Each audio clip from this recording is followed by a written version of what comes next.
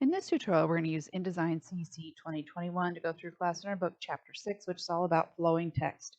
So when you're flowing text, you're really trying to figure out what are the best ways to create the least amount of text frames and have the software do the work for you. So let's go ahead and go into our InDesign. Let's do a file open and go ahead to lesson number 6 and grab this start file and say open.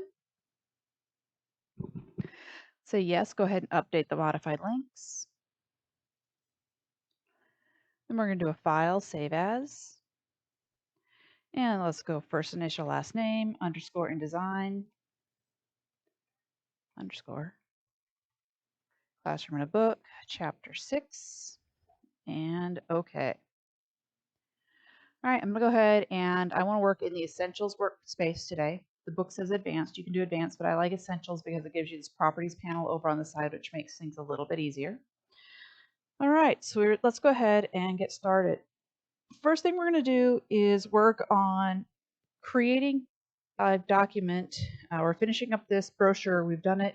Someone else wrote the copy, and now we have to bring it in. So a lot of times you'll get a copy that's brought in from Word or another document, so you just have to place it in. Let's go ahead and grab our type and make sure our show hidden characters is on. And that allows us to see, the hashtags. It says this is the end of a paragraph. It shows quite a few different elements. So we want to go ahead and work in this one right here over on the far left side next to the picture of the peas. And let's go to a file and place. Let's go ahead and grab the one that says 06 highlight underscore docs and say open. We're going to make sure that everything is deselected and say open. And we're going to go ahead and put it into this first box. And you're going to see we have some overset text now. So we're actually going to play with that here in a little bit. So when we have that overset text, it means, hey, you've got extra stuff in this frame. This frame is not big enough. It will go ahead and create that error. So you really need to pay attention to those elements. So let's go ahead and apply a paragraph style in order to fix this. So if you just went in and tried with your text tool to highlight it, you're only going to highlight what you can actually see, which means you're not grabbing that overset text, you're not changing the formatting on that as well. So instead what we want to do is a Control A for a select all, which means it's going to grab everything in that story. And let's go ahead and grab our type and go into paragraph styles. With paragraph styles, we've got one here called body text.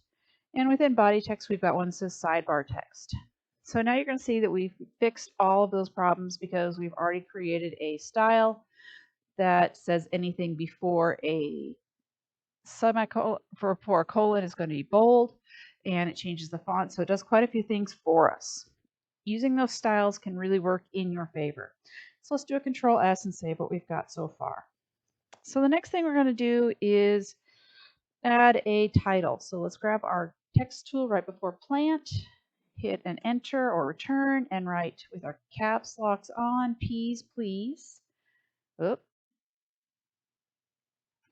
And now what I have is a problem because now I've overset that text again. So how can I fix that? We can go ahead and have it auto size for us automatically. So let's go ahead with our selection tool and grab the frame. Now let's go ahead and go up to Object and Text Frame Options. And within Text Frame Options, there's one over here on the left that says Auto Size. And we want to go ahead and tell it to turn on. So we're going to do height only. And we want it to grow down. So if you've got your preview on, you see it automatically did that for us and made things a whole lot easier. So we've got OK. Let's go ahead and deselect by hitting the pasteboard and Control S to save what we've got so far. All right, now we're going to start flowing some text manually into the actual story. So let's do a view fit spread in window. And we're going to start on this first column under how to grow peas, please. So let's grab our type tool, click over in this first box, and let's do a file place. And from file place, let's go ahead and grab the 06 peas Everything is deselected, and we're going to say open. So it's going to go ahead. We're going to get this loaded cursor, and we want to say yes, go ahead and place here. Now, as usual, we're going to see that we have the, let's see, I'm going to hit the hand and spacebar. I've got that overset text. So there's several different ways we're going to go ahead and fix these overset text issues throughout this document. So the first thing we're going to do is go to our selection tool. We're going to hit the output box here saying yes, we want to go ahead and fix this. You see how it gets a little tiny facing arrow. I'm going to go ahead and zoom out, and I want to go ahead and link it into this box up here. So that means if I make this first column a little bit bigger, it automatically is going to flow from one to another. So kind of think of them as buckets. So one flows into another. And so you can actually see what's going on. Let's go to View, come down here to Extras, and Show Text Threads. And that'll show you how one paragraph and one column is leading into another. So it makes it really easy for you to kind of see how is the story working, how do these things connect. All right, so we still have some overset text, and that's okay. We're going to hit a Control S and try another way to flow some of that text in. So another way to do it is you choose your SemiAuto Flow.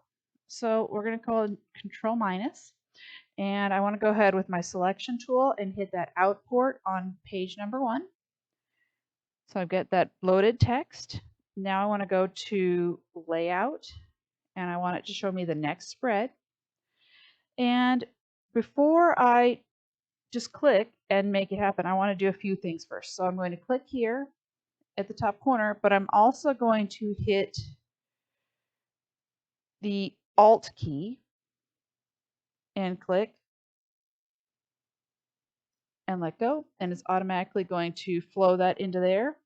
And now we want to Alt, because we held down Alt or Option, we should have had, let's do it one more time. So hit Alt here, and now I'm going to get that loaded again. So it's already loaded for the next one. So that's the SemiAuto Flow. In order to do that, you have to hit Alt or Option before you place that text. So what's another way to do it? We can do it by creating a frame. So we can kind of create these frames automatically. And we do that with the, let's see, dairy dressing. I did that one, so let's Control S. So now let's make some automatic ones.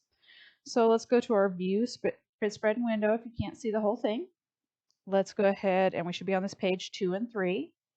We want to select that Type tool, and we want to position in the first column over here. And we're actually going to take it and draw a box, but before you let go of the mouse, I want you to hit the right arrow one time. So if you see, as you hit the right arrow, you start to create more columns. So we only want to create 2 columns. And before we do that, let's go ahead and let go of our mouse. And so it's automatically creating those threaded boxes for us. So now when we hit the selection tool, hit the output and get that loaded icon, undo.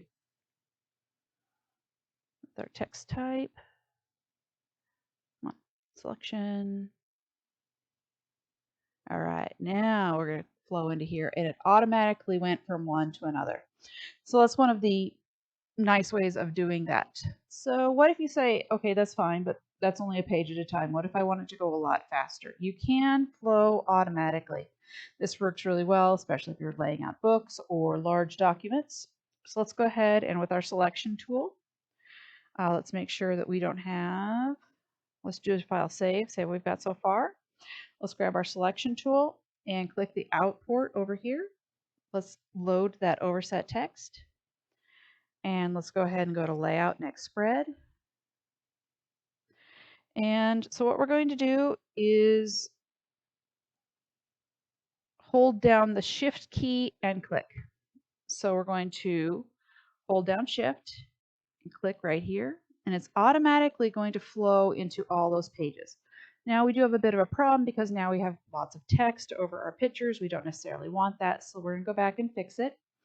Let's go ahead and grab our selection tool and grab this frame right here that's over the picture.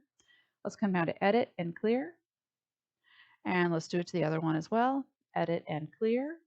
And because you can see, because we have changed the way that those boxes are now, this one is threading down to here, but we still have a little bit of a problem. And if you don't want to do them one at a time, you can hit one, hit shift, hit both, edit and clear.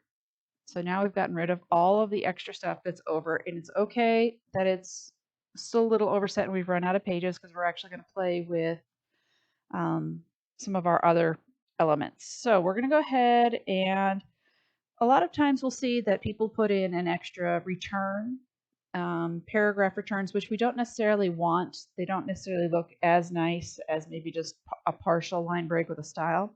So let's go ahead and go to our pages, and let's look at page number 1. And with page number 1, we're actually going to use our find and replace or find and change to fix part of this. So let's use our type tool, and let's go into the peas grow well part. And then we're going, which is in the first column. Now let's go to edit.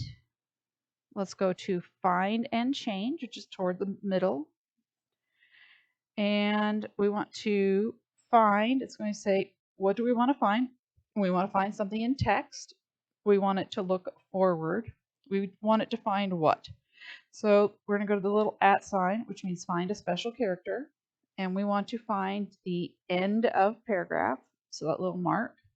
But we want it to find 2 of them. So we're going to add end of paragraph 2. So you get caret P, caret P. And we want to change it to just having 1 caret. So we want to make sure we are changing to, let's find 1 special character and do that. So next thing we're going to do is do a find next, and it's going to say, okay, this is where that's happening. So if we hit change, we're going to say it's going to go ahead and take all those out. And we want to change all of them without having to look at them all. So let's do change all. And we've taken out all those doubles, and you're thinking, well, that's nice, but it looks really ugly. We're going to fix it pretty soon with our styles. So let's go ahead and do a Control S and save. And we're going to apply some paragraph styles to this text before we adjust too much. So let's go to our page 1. Let's go to our type tool and click anywhere in this first frame about peas grow well. Let's do an edit, select all. So edit, select all, or you can do a Control A. We want to go to type. We want to go to paragraph styles. And we want to change it to body paragraphs.